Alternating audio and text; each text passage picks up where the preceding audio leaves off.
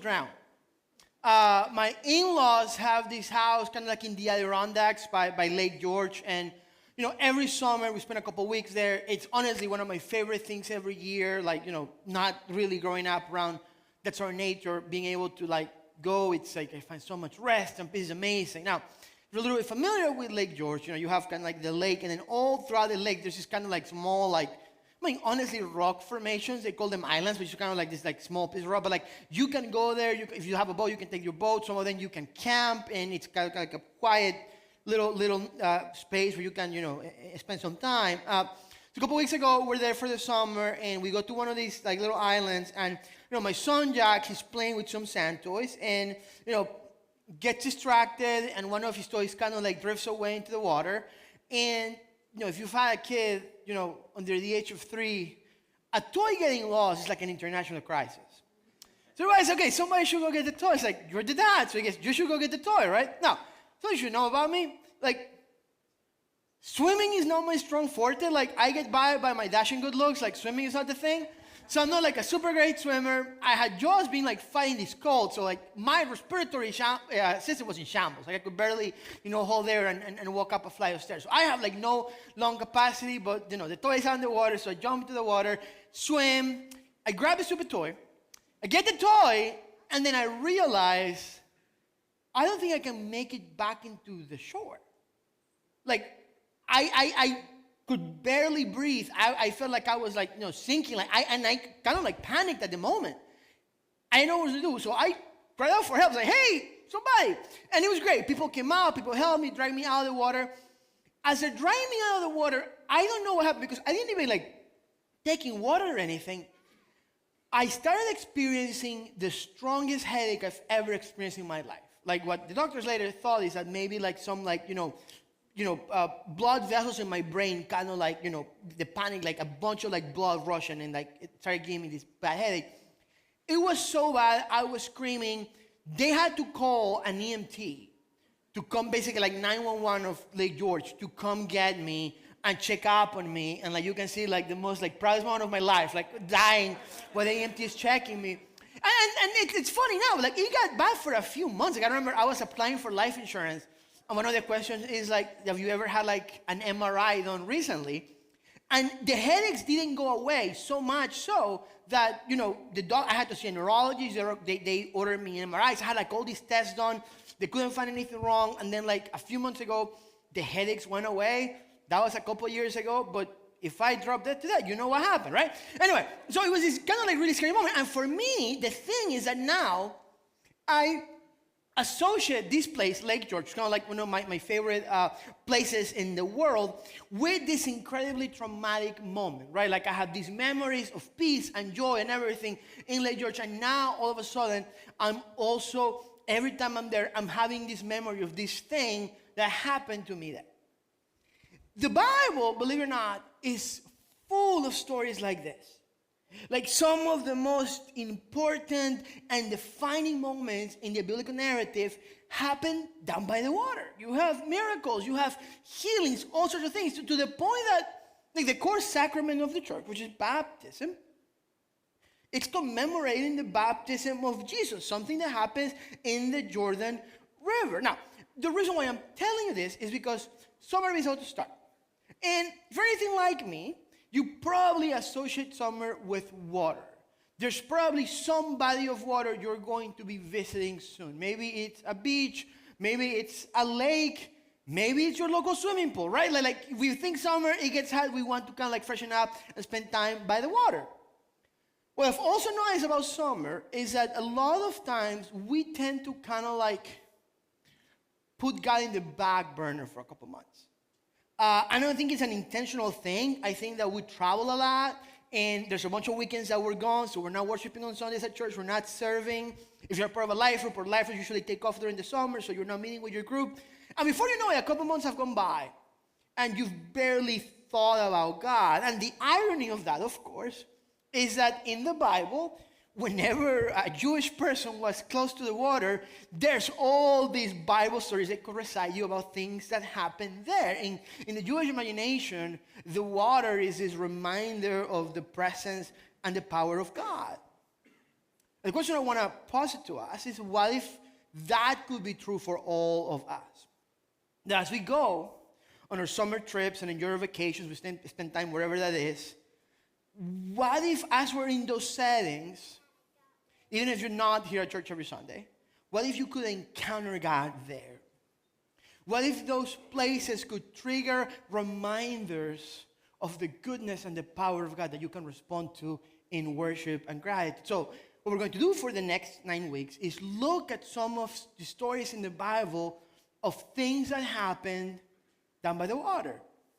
And what I hope that happens out of that is that as we're out in the world during the summer, you would think about these stories and that they would inspire you to continue seeking God and drawing closer to Him wherever you are, because God can be encountered anywhere, even down by the water. Now, on a quick side note, if you noticed during that bumper there were some familiar faces. A couple years ago, we did this series called Road Trip, and it was kind of like a similar concept, like let's think about these road trips in the Bible. And we invited you to send us your pictures on a road trip because we wanted to see them and share them with the church and stay connected.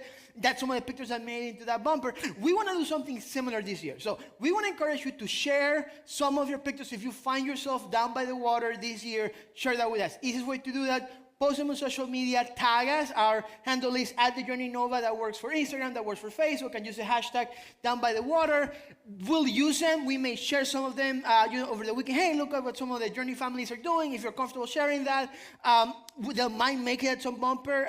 I didn't tell Robin this. I'm going to give away a couple of prizes that Robin is going to pay for at the end of the series. So, tag us, do it, and it'll be fun. Okay, now, jump on this.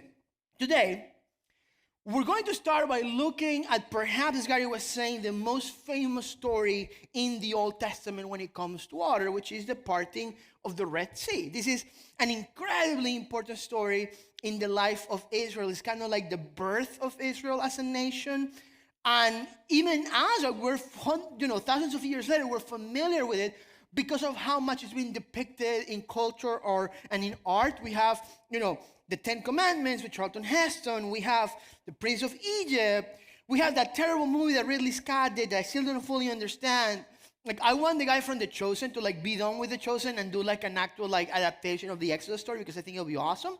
And my point is this is a huge moment in Jewish history that whenever you hear the word Moses, you probably think of what happens during this story, right? Like, whenever you think the story of Exodus, you probably think of what happens to this story. It's not like a one-to-one comparison, but as somebody that, wasn't born here and learned American history later on, whenever I think of George Washington and whenever I think of the Revolutionary War, I think of that picture, right? Like George Washington crossing the Delaware is this big, important image. That's kind of how the story of Moses crossing the Red Sea with the people of Israel is like. Now, an antecedent to the story, what's happened before? The people of Israel have been slaves in Egypt for 400 years. They cry out to God. God sends Moses to rescue them. And God uses Moses through these plagues to kind of convince Pharaoh to let them go. And he lets them go. And here we pick up our story. Exodus chapter 13, verse 17. When Pharaoh finally let the people go, God did not lead them along the main road that runs through Philistine territory, even though that was the shortest route to the promised land. God said, if the people are faced with a battle, they might change their minds and return to Egypt. So God led them in a roundabout way through the wilderness toward the Red Sea. Thus, the Israelites left Egypt like an army ready for battle. God sends the Israelites through a route that wasn't the normal route that you would take to go where they were going. We don't know exactly where that is, but it seems that they could have gone straight, and God sort of sends them in a detour. Then we get to chapter 14, verse 1. Then the Lord gave these instructions to Moses. Order the Israelites to turn back and camp by Pi-hahiroth between Migdol and the sea. Camp there along the shore, across from Baal-Zephon. Then Pharaoh will think the Israelites are confused. They are trapped in the wilderness. And once again, I will harden Pharaoh's heart, and he will chase after you. I have planned this in order to display my glory through Pharaoh and his whole army. After this, the Egyptians will know that I am the Lord, so the Israelites camp there as they were told. This is kind of like the initiating incident. God sends them this kind of like roundabout way, and then as they're going this way, then he changes his mind. He says, now I want you to turn around and go to the ocean and camp at the beach. And what's happening kind of like from the outside is that like Pharaoh is kind of like getting notifications from like different envoys that he has about where the people of Israel are going. It looks like they're lost. It looks like they don't know where to go. So what kind of like initially gets Pharaoh to come try to guide them with his armies is that he thinks that they're an easy prey. And the first question that this makes me ask is like, why would God do that, right? And what we can kind of like infer at the end of the story is that it would seem that God wants to deal with the Egyptian threat once and for all. Because if he doesn't deal with them now, all through the time the people of Israel are wandering in the desert, they're going to be continuing to be at risk. So there has to be this decisive battle, but we don't know that at the beginning. At the beginning, the Israelites kind of like think that they're going somewhere, and God ends up sending them in this detour. Which leads me to the first observation to make here. How do we deal with the detours that happen in our life? A couple of years ago, we did this series called Dealing with Detours, where we talked about that. One of the things that we saw is that we all have detours, right? That if I went back and asked you when you were going to college what your life was going to be like, you probably had this plan that you were going to be doing this career, living in this city, having a family like that, that so many children exactly, and you're probably living a life very different from that. Might be a better life, might not be a completely different life, but it's not what you thought out. That some of you thought, hey, I am going to be married for the rest of my life to this person, and that's not the case. You thought, hey, I'm going to be in this field, and you're in a completely different field. Detours are just a natural fact of life. Sometimes those detours are challenging and are difficult. And the question is, how do we respond when we face those things? Because I'll be honest with you, I am kind of like on the Israelite camp. Like, if I face a detour, my first thought is not, oh, God is doing this so he can deal with the Egyptian threat once and for all and display his glory. I'm asking God, why are you doing this? What is going on? Which is kind of like what we see happen here. Because, God says this, Pharaoh hears that the Israelites are camping by the sea, and he rounds up all of his soldiers, all of his armies, and they go out to try to recapture the people of Israel. We catch up in the story back on verse 10. This is what it says. As Pharaoh approached, the people of Israel looked up and panicked when they saw the Egyptians overtaking them. They cried out to the Lord. The Egyptian armies show up, and the immediate response from the people of Israel is to cry out to God. Now, this is the thing. This crying out, as we're going to see, is not this crying out in faith, reaching out, looking to God, asking for God to help them. It's kind of like a complaint. It's more like a grumbling. And yet, what's funny is that we're going to see in the story is that God listens and delivers them all the same, which is another lesson to learn from us, because sometimes we tend to think that God's mercy and grace is kind of like limited by our holiness of our attitude. And sometimes God responds or doesn't respond in such a way because he's dealing with us on something. But what we see in this story is that regardless of the attitude that the people of Israel have, God's mercy moves in their favor, because that's what mercy does. The second that you have to earn it, it's no longer mercy. They cry out to God, and we know they're complaining because of what they proceed to do, which is to berate Moses. Verse 11, and they said to Moses, why did you bring us out here to die in the wilderness? Weren't there enough graves for us in Egypt? What have you done to us? Why did you make us leave Egypt? Now, hindsight is always 20/20. We read the story knowing what's about to happen. And our usual kind of thinking is, you silly Israelites, can't you remember all the amazing things that God has done for you? Don't you know what God is about to do? Except that, at least in my life, the second I face any sort of resistance, whether it's in work, in relationships, in ministry, well, what's the first thing that I do is I cry out to God, kind of mumbling, kind of complaining, and I ask, why? The people of Israel are not crying out to God out of devotion, they're crying out to God out of fear. They see difficulty, they see, opposition and resistance as evidence of God's abandonment, or honestly, even as an indictment on God's character. They're asking Moses, but they're really asking God, did you take us out to the wilderness to die? And I do this stuff all the time. Maybe you do too, right? It's hard to remain encouraged and to not doubt in the midst of difficulty, particularly when it's a difficulty that doesn't just go away quickly. And the reason is because our memories are very fickle when it comes to God's goodness, believe it or not. There's a commentator on this passage. He says this: the reaction of the Israelites here was much the same throughout the book. In times of duress and fright, though they cried out to the Lord, they had no confidence he could help. Quickly forgetting the past, they bitterly accused Moses of deceiving them by leading them into the desert to die. Didn't we say in Egypt, leave us alone, let us serve the Egyptians? Moses, recognizing that fear was distorting their memories, I love the line, distorting their memories, and arousing their passions against him, sought to reassure them that the Lord would deliver them by fighting for them. As they remained firm in confidence, surprisingly, as they came to their greatest moment of deliverance, the people of God were full of distrust and fear. Verse 12. Didn't we tell you this would happen while we were still in Egypt? We said, leave us alone. Let us be slaves to the Egyptians. It's better to be a slave in Egypt than a corpse in the wilderness. They've not only forgotten what God has done before, they've also forgotten how bad it was. The temptation in the midst of adversity is to always think that things were better before. It would be better if I did things the world's way. It would be better if I didn't live by the ethics and the morals I'm living by right now. It would be better if I wasn't a Christian and I could deal with this situation in a different way. And I'll be honest, it's partially true. What I mean by that is that, the reason why Israel is facing these particular circumstances is because they're not in Egypt anymore. Do you know how they avoid facing those circumstances?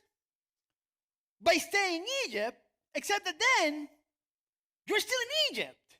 Do you get my point? Like, they're acting out of a recency bias. The situation feels like the worst case scenario because that's where they're in right now. It's all they can see. How often is that the case for us? That our memories become so fickle and we forget all the things that God's done for us, and we can only focus on the here and now and give into despair and fear. And what we do when we do this is that we are functionally erasing God from the story. We don't consider God as a third option. We think that things are either bad or worse. Walter Brueggemann, which is this renowned Old Testament scholar who actually just passed away a few days ago, he says this, thinking about this passage. He says, in their three angry questions, Moses' opponents uttered the name Egypt 5 times. It is the only name they know, the name upon which they rely, the name they love to sound. In the speech of the protesting, distrusting people, the name of Yahweh, however, is completely absent. They do not perceive Yahweh as being in any way a pertinent, active member of the plot. On their own terms, of course, without Yahweh, their reasoning is sound and their complaint is legitimate. Without Yahweh, they have no resources against Egypt and no hope of success. Moses, by himself, without Yahweh, is no adequate resource against Egypt. Now, how does God respond? Verse 13. But Moses told the people, don't be afraid. Just stand still and watch the Lord rescue you today. The Egyptians you see today will never be seen again. The Lord himself will fight for you. Just stay calm. 2 things here. One is, Moses is doing the opposite of the people. The people keep talking about the Egyptians, and Moses starts talking about the Lord. But the other thing is the instructions Moses gives to the people. He says, just stand still and watch. They have to stand still because there's nothing else they can do. They have their backs against the water, or like we just sang, they have their backs against the wall. They were in a situation they couldn't save themselves from, which, by the way, looks a lot like what God saved us from, isn't it? That we couldn't by ourselves save ourselves from sin. So God had to act on our behalf. Verse 15. Then the Lord said to Moses, "What are you crying out to me? Tell the people to get moving. Pick up your staff and raise your hand over the sea. Divide the water so the Israelites can walk through the middle of the sea on dry ground. And I will harden the hearts of the Egyptians, and they will charge in after the Israelites. My great glory will be displayed through Pharaoh and his troops, his chariots and his charioteers.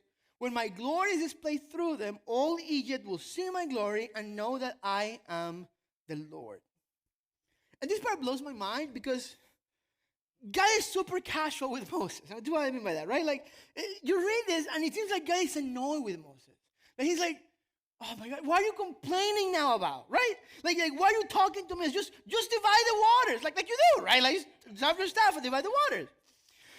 God asks Moses to do this impossible, ridiculous, crazy thing. But it's not Moses' action, right? It's God's action. And all Moses has to do is pick up his staff and raise his hand. What God is asking Moses to do is not necessarily to divide waters, is to pick up a staff and to raise his hand. All the Israelites are told to do is to walk. Granted, in the middle of the sea, on dry ground, but he just walked, like very casual, very demure. God is telling Moses and the people of Israel to do this impossible thing. And at the same time, he's asking them to do nothing else than to trust him. One of the most fascinating threads in the Bible is the different ways in which God intervenes to save his people. But also the different ways in which he invites his people into participation. Sometimes we're invited to do something hard and difficult that requires a lot of effort. But sometimes we are invited to just trust. All the people of Israel were called to do was to walk. Now, that's not always the case, but in this passage, we see this incredible picture of true salvation. It is always accomplished by God. And we're always invited to trust in what God has done. I read this passage and I think of the problems I'm dealing with, the things that are keeping me up at night, the things that are filling me with anxiety. And my instinct is to try to figure out what I need to do. The actions I need to take, the decisions I need to make, the conversations I need to have, all these things. And for some things, there are things that you're called to do. But some of us have faced things challenging enough and outside of our control enough to know that there comes a point where we are confronted with the reality that no matter what we do, no matter how wise the decisions, no matter how determined we are, no matter how decisive we are, we lack the power and the expertise to split the ocean in two. And that can feel incredibly crushing, can't it? That you know that the thing that's ahead of you, the thing that needs to happen, it's so big and so difficult that you cannot do it. But what I think we see in this story is that it can also be the opposite. It doesn't have to be a crushing sense that overwhelms you. It could be an invitation to rest. Because there really is nothing left for you to do unless God does something. And I wonder if that's why God seems annoyed with Moses. I wonder if a guy says, like, "What are you complaining about, man? Like, it's not like you're going to do it. I'm going to do it. Stop, just shut up." It's a sense of God's frustration because he knows his power and what he can do. And this is exactly what happens, right? The rest of the story, the angel of God says, like verse 19, then the angel of God who had been leading the people of Israel moved to the rear of the camp. The pillar of cloud also moved from the front and stood behind it, which is an interesting line in here because in the middle of all this situation where these Egyptian armies are coming, it's not like the people of Israel are by themselves. God has sent his presence, represented here by the angel of the Lord and this pillar of cloud. So they have these very natural but scary armies coming to them. And then there's this giant cloud with thunder coming out of it and nobody knows where it comes from. And what's our choice? To fear the natural enemies instead of trusting the supernatural cloud. Some of us, the way we think about our faith is, listen, this is a very scary moment, it's a very scary situation, but if an angel showed up with like a notarized form by God that everything's going to be okay, then I would relax, right? Then I would trust, I would have faith. And here you have this moment where there's like this incredibly supernatural manifestation of God's presence, and guess what? People still get scared. I think of this passage, and I think of the last part of Psalm 23, right? When he's like, even when I walk through the darkest valley, I will not be afraid. For you're close beside me, your rod and your staff protect and comfort me. You prepare a feast for me in the presence of my enemies. You honor me by anointing my head with oil. My cup overflows with blessings. We like to think, we want the evidence of God's presence with us to be the fact that there are no conflicts around us, that there is no risk. What you see in the Bible is the opposite of that. What you see in the Bible is that we live lives that are constantly exposed. Exposed to the elements, exposed to enemies, exposed to the armies of Pharaoh, exposed to the ocean.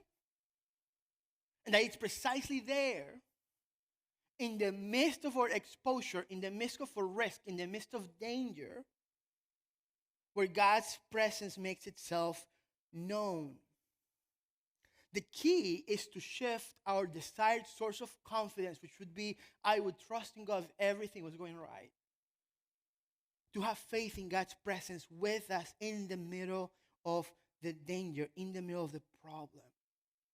And I would say this too, like you were thinking, well, yeah, that's true, but I still, like they had the cloud, we got nothing. Well, if you believe that the story of Jesus is true, you believe in the ultimate manifestation of God's presence in the world, in God's action in the world, through his son, Jesus Christ. Emmanuel, God with us, the one who says, I am with you always, the one who sends you his Holy Spirit, that God is always and forever present among us, and we don't have to be afraid. What happens then in the story? Moses raised his hand over the sea, and the Lord opened up a path through the water with a strong east wind. The wind blew all that night, turning the seabed into dry land. So the people of Israel walked through the middle of the sea on dry ground with walls of water on each side. Then the Egyptians, all of Pharaoh's horses, chariots, and charioteers, chased them into the middle of the sea. But just before dawn, the Lord looked down on the Egyptian army from the pillar of fire and cloud, and he threw their forces into total confusion. He twisted their chariot wheels, making their chariots difficult to drive. Let's get out of here, away from these Israelites, the Egyptians shouted. The Lord is fighting for them against Egypt. When all the Israelites had reached the other side, the Lord said to Moses, raise your hand over the sea again. Then the waters will rush back and cover the Egyptians and their chariots and charioteers. So as the sun began to rise, Moses raised his hand over the sea, and the water rushed back into its usual place. The Egyptians tried to escape, but the Lord swept them into the sea. Then the waters returned and covered all the chariots and charioteers, the entire army of Pharaoh. Of all the Egyptians who had chased the Israelites into the sea, not a single one survived. But the people of Israel that had walked through the middle of the sea on dry ground, as the water stood up like a wall on both sides. That is how the Lord rescued Israel from the hand of the Egyptians that day. And the Israelites saw the bodies of the Egyptians washed up on the seashore. When the people of Israel saw the mighty power that the Lord had unleashed against the Egyptians, they were filled with awe before him. They put their faith in the Lord and his servant Moses. God does it. One of the most spectacular displays of God's power that we see in the Old Testament, the people of Israel in their most vulnerable moment, when their backs are against the wall or against the ocean, they're saved by the Lord's mighty hand and outstretched arm. It's an amazing story. Now here's the thing. I would rather not live in need of a miracle. I don't know about you, right? I would rather not need God to save me from whatever. I'd rather not have the need of that. The reality is that we live in a world where we constantly happen to find ourselves in need of that. What the story is trying to do is trying to remind us that if we can look back to the moments where God has acted in our lives, where God has saved us, where God has rescued us, we can face what's ahead of us.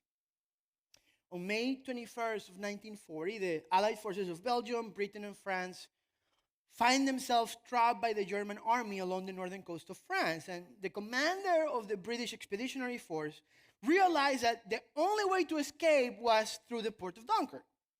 The British command had ordered an evacuation to rescue the soldiers. But the problem is the soldiers were exposed to attack along the beaches of Dunkirk, and the docks of Dunkirk were out of action because of the attacks. So they had to use a mole on the east side of the harbor to rescue the troops, but they could not do it fast enough. So the rest of the big destroyer ships could not get close enough to rescue the troops, so they were using smaller vessels to ferry soldiers. Vice Admiral Ramsey from the Royal Navy realized he needs way more smaller vessels in order to rescue the troops.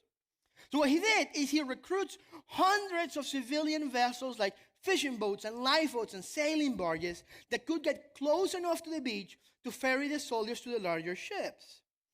The little ships, and I had to do a triple take on this and read it because it sounded like a fake number, but the little ships helped ferry over 98,000 troops, which is a third of the troops that were rescued during the evacuation. And this becomes a turning point in the war, and it really is the moment that galvanizes the British nation to fight the Germans. This incredible moment of triumph for the British army begins as a moment of desperation, where all seems lost, where actually the British and French forces have enemies at their back and the ocean in front of them. And yet somehow, there was this incredible rescue that became the source of hope to keep going. That's what the parting of the Red Sea became for the people of Israel. And I think that that's what it can do for you and for me. Which takes me to the other big idea in this passage. Listen, it might not seem like it, but in a way, this is a baptism story. It's a whole nation living their old life, going into a new life, experiencing freedom and liberation by going through the water. And actually, it seeds this idea, both for Jesus' ministry, but also for the practice of baptism in the future. One of the things you're going to notice in the Gospels is that the writers of the Gospels parallel the life of Jesus with the life of Israel. Give you a very basic example, right? Like in the story of Israel, Israel is in Egypt, comes out of Egypt, goes into the desert before making it into the promised land. Jesus is born. Jesus has to escape to Egypt because, Herod's trying to kill him, and eventually he makes it back from Egypt into Israel. Before he goes into the desert for 40 days, he has to go through the water in baptism. We see this in Matthew chapter 13, verse 13. Then Jesus went from Galilee to the Jordan River to be baptized by John. But John tried to talk him out of it. I am the one who needs to be baptized by you, he said. So why are you coming to me? But Jesus said, it should be done, for we must carry out all that God requires him. So John agreed to baptize him. What happens after? Jesus is baptized, and then he goes into the desert for 40 days, 40 nights. He is tempted, and he resists temptation. Jesus is retelling in his life the story of Israel. Israel, leaves Egypt, goes through the water, grumbling, fighting it, resisting it. Jesus goes in willingly.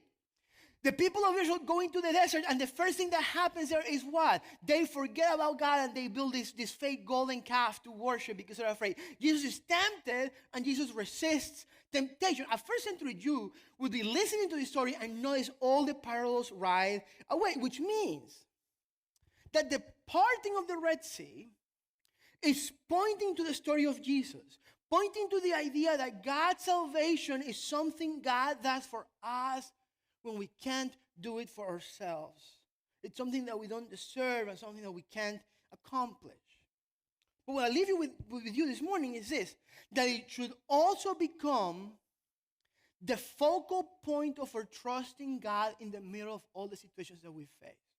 You might be listening to this message. You might be thinking to yourself, I don't have this big Red Sea moment where God did this amazing thing. I just live like a normal life. Well, has God sent his son into the world to live a perfect life and die a death that he didn't deserve in your stead to save you from sin and death?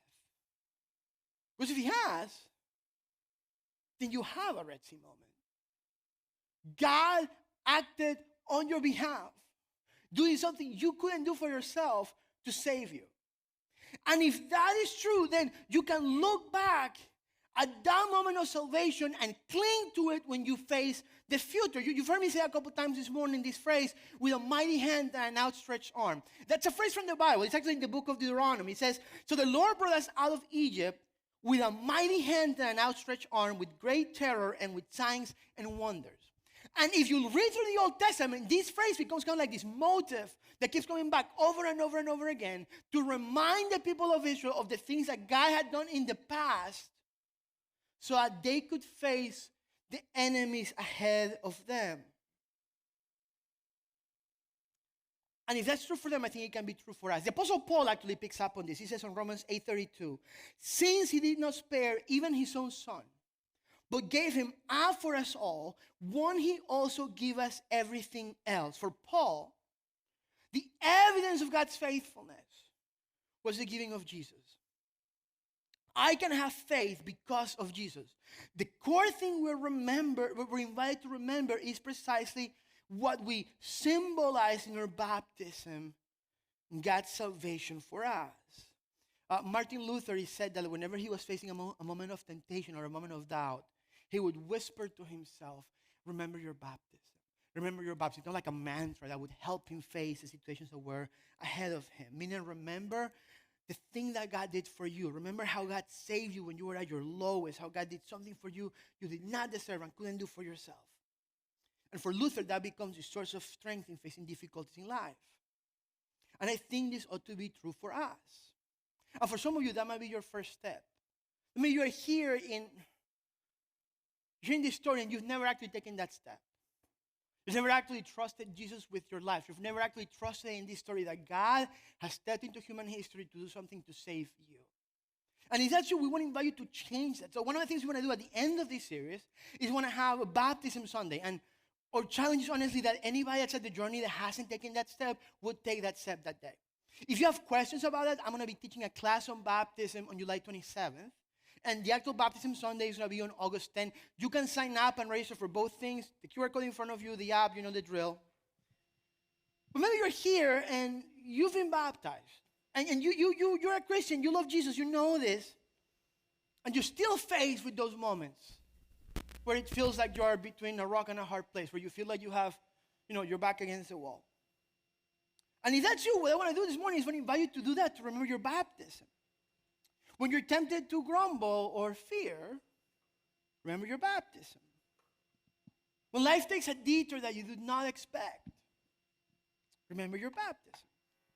And one of the ways we do that is by this other sacrament that Jesus institutes.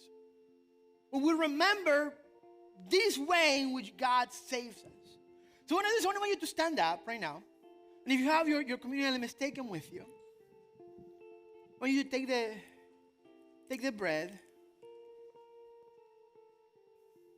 Whatever enemies you have ahead, Jesus has won victory over that by his death on the cross. Let's take the bread together.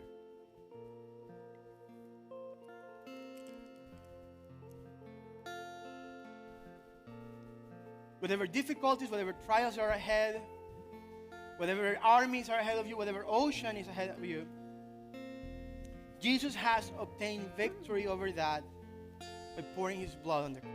Let's take the cup. And I want to invite you to stay standing. And I want to finish reading that passage from Romans where Paul is saying, hey, like if God has given us Jesus, what else can he give us?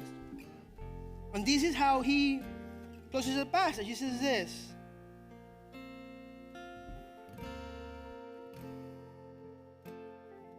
Can anything ever separate us from Christ's love? Does it mean he no longer loves us if we have trouble or calamity or are persecuted or hungry or destitute or in danger or threatened with death? As the scriptures say, for your sake we're killed every day, being slaughtered like sheep. No! Despite all these things, overwhelming victory is ours through Christ who loved us. And I am convinced that nothing can ever separate us from God's love. Neither death, nor life, neither angels, nor demons, neither our fears for today or our worries about tomorrow, not even the powers of hell can separate us from God's love. No power in the sky above or in the earth below. Indeed, nothing in all creation will ever be able to separate us from the love of God that is revealed in Christ Jesus our Lord.